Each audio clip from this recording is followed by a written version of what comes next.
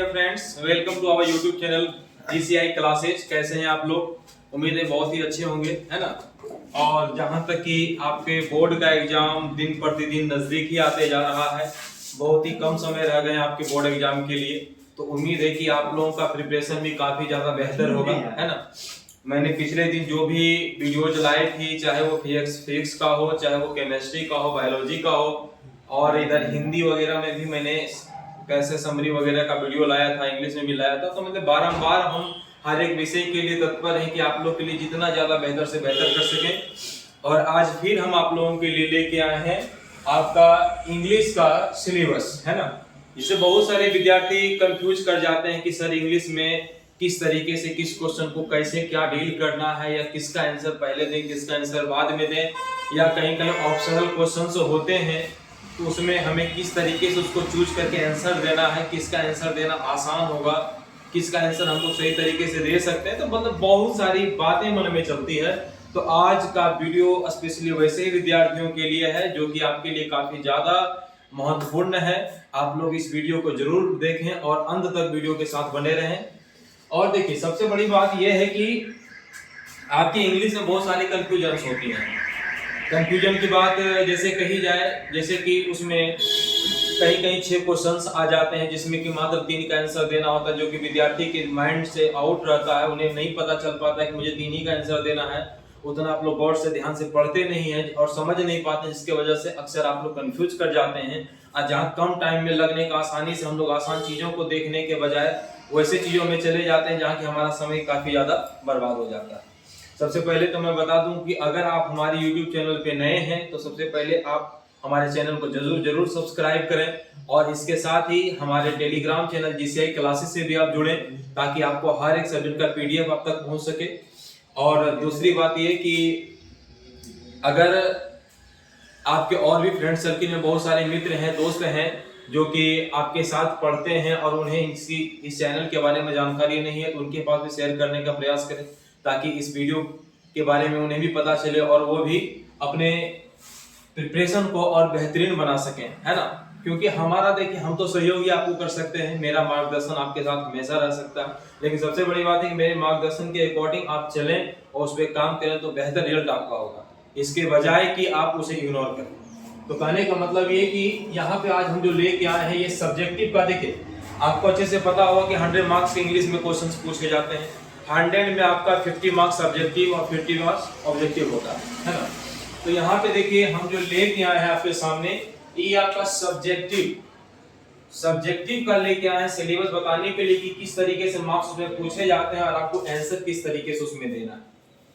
कभी भी देखिए चीजों को फ्रीस्टाइल होकर सुनिए नहीं, कभी भी चीजों को टेंशन में आके वीडियो को मत देखिए, एकदम कूल माइंड करके वीडियो को समझिए और देखने का प्रयास कीजिए। इससे ये होगा कि आपको वीडियो को दोबारा देखने की आवश्यकता नहीं होगी, एक ही बार में मैं इस तरीके से आपको बताऊंगा कि आपको अच्छे तरीके से समझ में आ जाएगा। तो माइंड को हमेशा कूल रखें, चेहरे पे स्माइल रखें, खुशमिजाज होकर किसी भी चीजों को करें और मन लगा के किसी भी चीजों को पढ़ें। पढ़ाई का सबसे बड़ी बात यह है कि आप 2 ही घंटा पढ़िए, 4 ही घंटा पढ़िए, डिपेंड ये करता है कि आपका सिलेबस पूरा होना चाहिए, ये आपका टारगेट होना चाहिए। आप में अगर क्षमता है तो आप 2 घंटे में ही पूरा कर लें, आप में कैपेबिलिटी है तो 4 घंटे में पूरा करें, मतलब अपनी क्षमता के अकॉर्डिंग जिसमें जिसकी कैपेबिलिटी कैपेसिटी है उस तरीके से आप लोग अपना काम करें। तो सबसे बड़ी बात है कि आपका दायित्व ये होना चाहिए कि हाँ हम अपने सिलेबस को कवर कर पा रहे हैं कि नहीं। हमारा एग्जाम नजदीक आ रहा है दिन प्रतिदिन, तो उसके लिए हम किस तरीके से तत्पर हैं। कोई विद्यार्थी ज्यादा सिंसियरिटी के साथ काम करे, हो सकता है तो वो 4 घंटे में ही कर ले, किसी से 10 घंटे भी लग जाए, तो अपने अपने ये कैपेबिलिटी की बात है, जितना जिसको समय लग सकता है। तो सबसे बड़ी बात है कि आपके लिए जो भी उचित समय उस समय अपना अध्ययन आप कीजिए, लेकिन उसे मन लगा के, जो अगर 2 घंटा ही पढ़ाई हमारी हो तो वो 2 घंटा स्पेशली हमारा फोकस हमारी पढ़ाई पे होना चाहिए कि अच्छे तरीके से उसे हम मन लगा के काम कर सकें, पढ़ सकें। ये नहीं कि हाँ मैं 2 घंटा पढ़ने के लिए बैठे, पता चला कि 1 घंटा मेरा व्हाट्सएप पे किसका मैसेज आया, टेलीग्राम पे किसका, इंस्टा पे किसका मैसेज आया, कौन सा रील अपलोड हुआ, कौन सा चीज जरूरी देखना है, मूवी कौन सी आई है, मतलब इन सब चीजों में ना ध्यान भटकाने के बजाय मुझे ये फोकस करना चाहिए कि वो जो 2 घंटा है वो हमारा बिल्कुल हमारे पढ़ाई के लिए होना चाहिए। वो 2 घंटे में 1 मिनट भी बगल वालों में क्या झगड़ा चल रहा है, पड़ोसी में क्या मतभेद चल रही है, इस पे आपका ध्यान ना जाके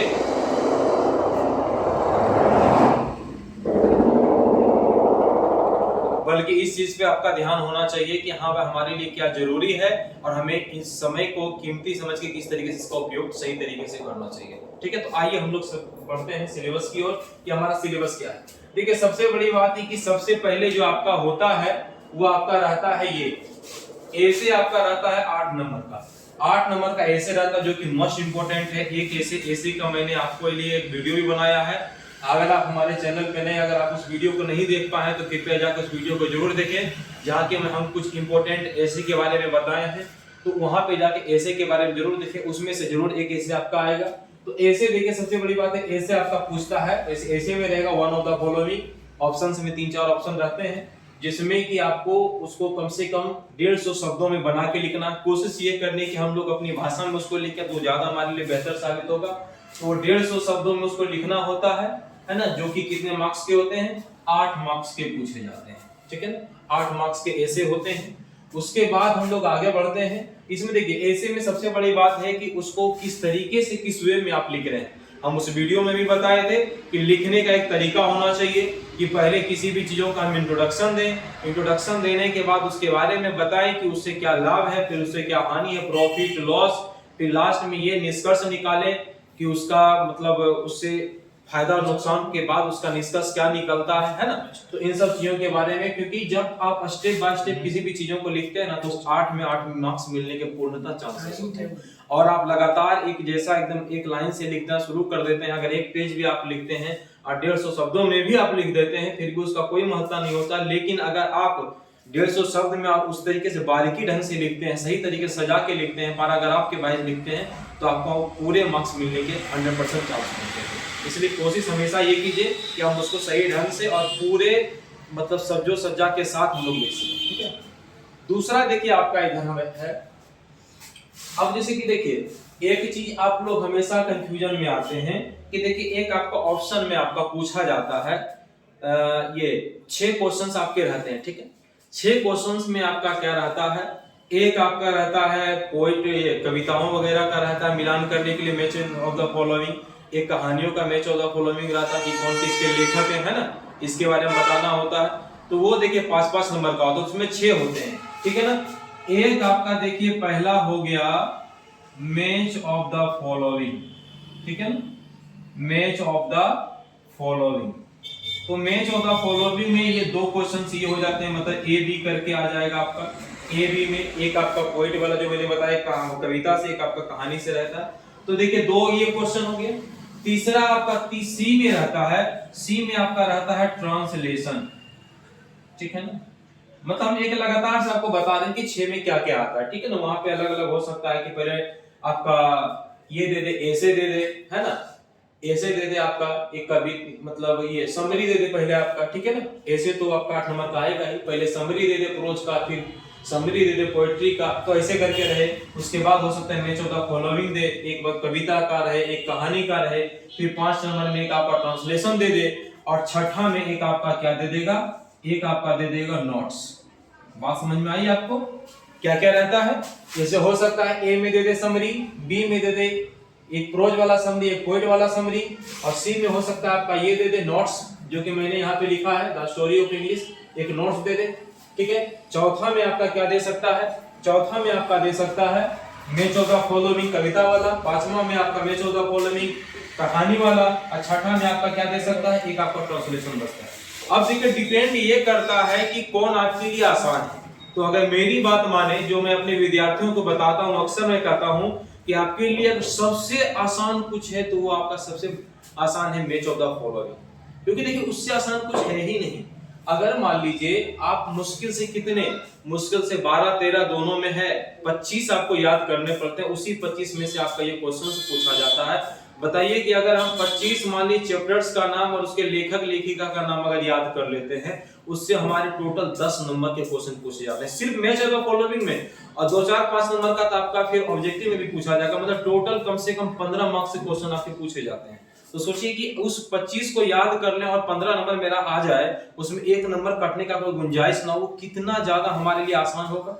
इसलिए सबसे बड़ी बात है आप उसी को चूज करें। ये जो 6 ऑप्शंस आपके होते हैं, 6 में पहला क्या आपको चूज करना है, मैच ऑफ द फॉलोइंग कविता का, मैच ऑफ द फॉलोइंग कहानी का। अभी भी अगर आपने यह याद नहीं किया है तो सबसे पहले आप उसी को इंग्लिश में याद करें, क्योंकि वहां से एकदम आपका नंबर पूरी तरीके से उठता है।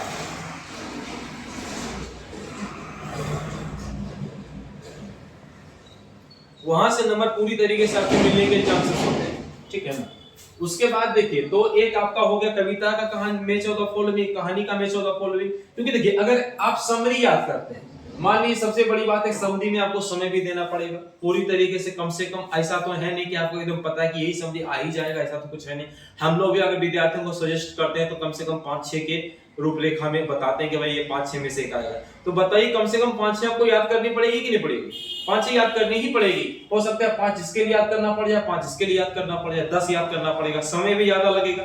तो देखिए नॉलेज के लिए याद कीजिए, उसमें कोई दो राय नहीं है। लेकिन अभी तक अगर किसी ने मेहनत नहीं किया, मैं वैसे विद्यार्थियों के लिए बता रहा हूं जो अभी भी मेहनत नहीं किए, अभी तक उनका प्रिपरेशन नहीं सही से हो पाया, उनके लिए मैं आसान ट्रिक बता रहा हूं कि सबसे आसान आपके लिए रहेगा कि अभी भी जाके वो 25-26 जो आपका कविता और कहानी को मिला के जो होते हैं चैप्टर्स के नाम, उनके जो लेखक हैं उसको जाकर अभी भी आप पढ़िए कम से कम जाके। वो आपके लिए काफी ज्यादा फायदेमंद रहने वाला है। सबसे ज्यादा अगर मार्क्स आपका उठेगा और सॉलिड मार्क्स अगर उठेंगे तो वहीं से उठेंगे, समझ गए ना। क्योंकि देखिए कुछ चीजों में निर्देश काफी ज्यादा जरूरी होता है। हर जगह बल काम नहीं आता, कहीं कल भी काम आता है, तो दिमाग से कहीं कहीं काम लेना बहुत जरूरी होता है। तो वो 2 आपको कंप्लीट कर लीजिए, 5-5 नंबर आपके आ जाएंगे। और तीसरा में अब देखिए समरी का तो कहानी क्लोज हो गई। तीसरा में आपको क्या करना है, अगर आपको ट्रांसलेशन आता है वहां पे हमको देख लेना। अगर हमको ट्रांसलेशन समझ में आ रहा है, 7 ऑप्शन हो सकता है ट्रांसलेशन के रहेंगे, उसमें 5 का आंसर देना होगा, 5 को बनाना होगा। अगर ट्रांसलेशन आपको आ रहा है कि नहीं हम 5 कर सकते हैं, तो देखिए 5-5 अगर आप मिलान करने वाला सही कर ले तो 10 नंबर में 1 नंबर कटने का गुंजाइश नहीं है। लेकिन समरी में अगर पूरा अच्छे से लिखते हैं तो हो सकता है कि 5 नंबर आपको ना दे, 4 ही नंबर दे। तो इसलिए इसको एकदम दरकिनार कीजिए, वो दोनों को फुलफिल कर लेना है। और एक आपका बचता है तो ट्रांसलेशन अगर आपकी अच्छी है, आपने अच्छे से टेंस वगैरह को पढ़ा है, तो ट्रांसलेशन को आप पकड़ लीजिए। और अगर उसके बाद भी आपको लग रहा है कि थोड़ा सा हमको सस्पिशन लग रहा है कि हमसे ट्रांसलेशन नहीं हो पाएगा, तो आपके पास एक और ऑप्शन आपका बचता है ट्रांसलेशन के अलावा नोट्स। अगर नोट्स में आपका याद है कोई भी नोट, जो आपका नोट्स रहेंगे वहां पे दिए हुए जाएंगे, उसमें भी 2-3 ऑप्शन आपके रहेंगे। अगर कोई सा आपको आएगा तो आप उसको कर सकते हैं, कोई दिक्कत नहीं है इसमें, ठीक है ना। तो ये आपका क्लियर हो गया कि 15 नंबर आपका आराम से आ जाएगा। तो अभी हम किसके किसके बारे में डिस्कस किए, 5 नंबर हमारा ये हो गया, ठीक है। उसके बाद 5 नंबर हमारा ये हो गया, 5 नंबर हमारा ऐसे हो गया। 15 नंबर के बारे में हम लोग डिस्कस कर चुके हैं, है ना। नहीं 15 नंबर नहीं, ये आपका 8 नंबर हो गया, और ये 5-5 10 8 18 नंबर हो गया। और एक the story of English notes के बारे में जो अभी हम बताए थे आपको, इतना हम लोग कर चुके हैं अभी तक में। मतलब 5 10 और ये 5 15 और 8 23 नंबर को हम लोग डिस्कस कर चुके हैं। देखिए इंग्लिश में हमेशा याद रखिए कि 60-40 का फासला होता है मेरे दोस्त। अनुपात जो रेशियो होता है वो 60-40 का रहता है। 60% आपका रहेगा ग्रामर से, 40% आपका किससे रहेगा, इंग्लिश बुक्स, ठीक है ना। तो यही मामला चलता है। तो आगे हम लोग अब देखते हैं, अब आगे देखिए क्या है। अब बात आती है एप्लीकेशन और लेटर की। अब एप्लीकेशन और लेटर की, अगर मान लीजिए एक एप्लीकेशन लेटर में कोई भी एक आपको आ रहा है, उतना आप लोग जरूर बनाने के लिए सीखे होंगे कि किसी के पास अगर मान लीजिए आपको हेडमास्टर के पास लिखना है, कैसे हम लोग लिखते हैं, ऊपर में लिखते हैं टू, नीचे दा लिखते हैं द हेडमास्टर या द प्रिंसिपल लिखेंगे, है ना। उसके बाद अब डिपेंड करता है कि लिखना किस मैटर में है। अगर हम एप्लीकेशन लिख रहे हैं किस तरीके से लिखेंगे। उसके बाद जिस भी स्कूल का नाम है, यहाँ पे स्कूल अगर मान लीजिए हम नाम लिख देते हैं +2 हाई स्कूल खैरा, तो +2 हाई स्कूल खैरा ऐसे करके हम लिखेंगे, है ना। उसके बाद क्या लिखेंगे, यहाँ पे लिख देंगे हम लोग सब्जेक्ट, सब्जेक्ट किस विषय में है, सब्जेक्ट लिख देंगे। उसके बाद सब्जेक्ट लिखने के बाद कर देंगे सर। उसके बाद यहाँ स्टार्ट होगा आपका कि मोस्ट हम्बली एंड रिस्पेक्टफुल।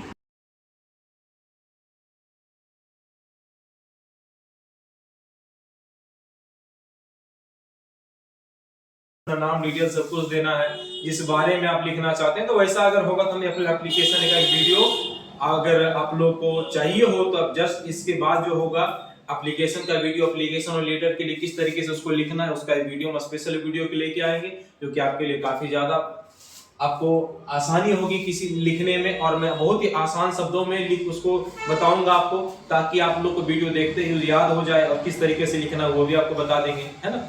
तो ये अभी आपका हो गया। तो ये आपका 5 मार्क्स का आता है, ठीक है ना। समरी कितने मार्क्स का था मेरे दोस्त? समरी दोनों जो रहता है आपका प्रोज वाला, पोएट्री वाला, इसकी जगह पे हम क्या बोले आपको कि एक ऑप्शन में 2 और रहता है, मैच ऑफ द फॉलोइंग, कविता और कहानी वाला, लेखक वगैरह का नाम।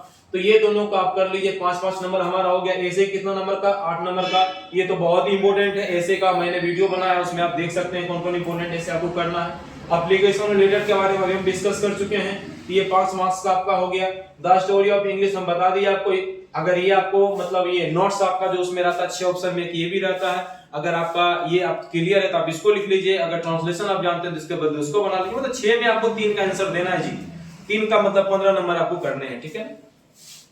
और कभी भी हम बार बार कहते हैं, कभी भी माइंड को फ्रस्ट्रेट मत होने दीजिए। ये टेंशन मत लीजिए कि हमारा एग्जाम में देखिए कैसे क्या हो। अभी भी आपके पास बहुत समय है।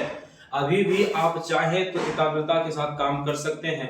बस थोड़ा सा अभी भी जो समय को आप इधर उधर बर्बाद कर रहे हैं रील्स देखने में या इधर उधर, उसको जरूरी है कि हमारे वीडियोस को या और भी जहां पढ़ रहे हैं उनके नोट्स को देखिए। वो आपके लिए काफी ज्यादा अच्छा साबित होगा। और आपको लगेगा कि नहीं, लास्टली 10 दिन भी अगर हम अच्छे से समय दिए तो उसका बेनिफिट आपको एग्जाम में देखने को मिलेगा। इसलिए विश्वास कीजिए कि अभी भी समय अगर इधर उधर आप दोस्तों में या इधर उधर बर्बाद कर रहे हैं तो बर्बाद करने के बजाय उसे सही समय का सदुपयोग करना सीखिए। क्योंकि जिंदगी में जो समय का सदुपयोग नहीं कर पाता है वो ऐसे ही बर्बाद हो जाते हैं, फिर वो कहीं के नहीं रहते हैं। लक्ष्य विहीन व्यक्ति कभी भी किसी लक्ष्य को हासिल नहीं कर पाएगा और दर बदर भटकते रह जाएगा। एक समय ऐसी स्थिति आएगी कि उनके जो सर्किल के विद्यार्थी रहेंगे, कोई कहीं सिविल जॉब में रहेगा, कोई और पद पे रहेंगे, और वो बेचारे दिल्ली बंबई में जाके अपना वहां पे कमाई का साधन ढूंढेंगे किस तरीके से जीवन यापन करना है। उसमें 2 चीजें होंगी, जो अगर मान ली गवर्नमेंट जॉब में है या कहीं भी सेटल्ड लाइफ अपना जी रहे हैं तो अपने फैमिली के साथ भी चाहे तो रह सकते हैं अच्छे तरीके से संपन्न। और जो बाहर में कमाने खाने वाले व्यक्ति होंगे जिनको कि यहाँ पे लेबर मजदूर जैसा काम करना पड़ेगा, तो उनके पास कोई ऑप्शन नहीं है। जितना दिन कमाएंगे उतना दिन खाएंगे, कमाना बंद खाना बंद, तो इनकी स्थिति एकदम बहुत ही बदतर हो जाती है। तो आपको अभी से तय करना होगा कि आप कैसी लाइफ को स्पेंड करना चाहते हैं। यही समय आपका तय करेगा कि आगे का भविष्य आपका कैसा होगा, ठीक है। तो अगला देखिए क्या है, शॉर्ट टाइप क्वेश्चन आंसर आपके पूछे जाते हैं, जिसको कि कम से कम 40 से 50 शब्दों में आपको उत्तर देने हैं। जो कि देखिए जिसमें कि 10 आपके ऑप्शन में रहेंगे, जिसमें 5 का उत्तर आपको देना होता है। और हर क्वेश्चन का जो मार्क होता है वो 2-2 मार्क्स के पूछे जाते हैं। मतलब 5 क्वेश्चन का उत्तर देना है, 2-2 मार्क्स के रहेंगे, 10 नंबर 10 मार्क्स का ये पूछा जाता है। यहाँ तक हम लोग क्लियर कर लिए। अब आगे उसके बाद देखिए हम लोग आगे बढ़ते हैं। एक्सप्लेनेशन एक आपका रहता है ना, एक एक्सप्लेनेशन आपका 2 को इधर रहता है, ठीक है ना। एक आपका रहेगा कहानी से, एक आपका कविता से। कहने का मतलब इसमें भी दो लाइन के एक्सप्लेनेशन दिए हुए रहते हैं। मतलब कि वो ऑप्शन में भी रहेगा, ठीक है ना।